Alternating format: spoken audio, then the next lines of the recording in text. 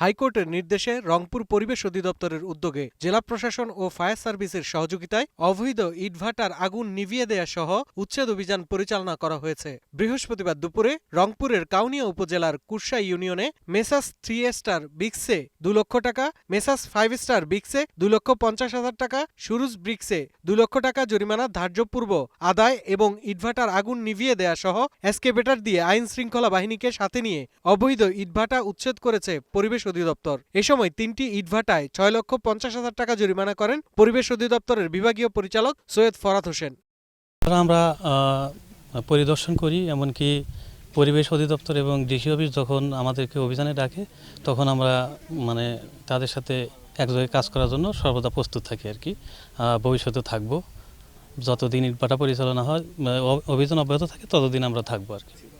না, এটা আসলে ঠিক না। আমি এটা পরিদর্শন করি আর কি, আমি দেখি আর কি, আমার যে বিষয়গুলি আমি সেটাই শুধু দেখি। সেটার জন্য নোটিশ পাঠানো হচ্ছে, ব্যবস্থা নেওয়া হচ্ছে, পরবর্তীতে পদক্ষেপ নেওয়া হবে আর কি। এটা তো আসলে ঠিক না, এটা আমার জানা নেই, হয়তো জানলে পরবর্তীতে ব্যবস্থা নেওয়া হবে। ধন্যবাদ আপনাকে। আমরা ছাড়পত্রবিহীন যে সকল ইটভাটা রয়েছে আমরা এগুলোর বিষয়ে আমরা বিভিন্ন ধরনের পদক্ষেপ নিচ্ছি।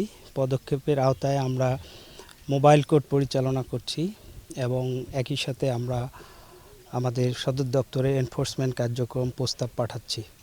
আজকে আমরা রংপুর জেলার কাউনিয়া উপজেলায় আমরা এখন পর্যন্ত 3টি ইটভাটায় মোবাইল কোর্ট পরিচালনা করেছি। আমরা 3টি ইটভাটাকে মোট আমরা 6.5 লক্ষ টাকা জরিমানা করেছি এবং আমাদের এই অভিযানটা অব্যাহত থাকবে। আমরা আমাদের কর্মপরিকল্পনা অনুযায়ী আমরা আমাদের কার্যক্রম পরিচালনা করব। আমরা প্রত্যেকটা বিষয়েই আমরা অ্যাড্রেস করছি। আমরা পরিবেশ আদালতে নিয়মিত মামলা দায়ের করছি।